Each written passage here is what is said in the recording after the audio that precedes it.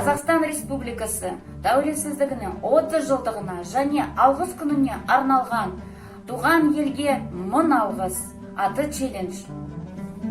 Челлендж, посвященный 30-летию независимости Республики Казахстан и Дню благодарности туған елге мың алғыс. Ева Мекжамал Молдағалиевна, көп балалы анамын. Қазақстанда тұрғанымды мақтан етемін. Қазақстанда әртүрлі ұлт болғанмен, бәрі де тату-тәтті өмір сүруде.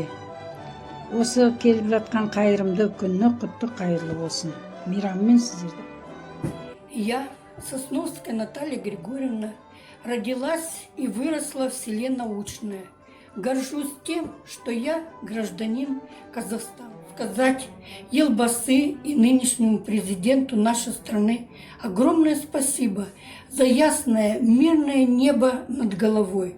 Всему казахскому народу спасибо за объединение всех народов под общим шаныраком. А всем людям хочется сказать, есть место на земле, которому хочется поклониться в пояс.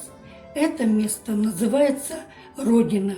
Желаю всем счастья, здоровья, процветания нашей стране и нашей Родине, имя которой Казахстан.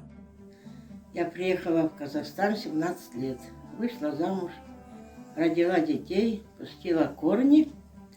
Спасибо Казахстану. Тау Казахстану.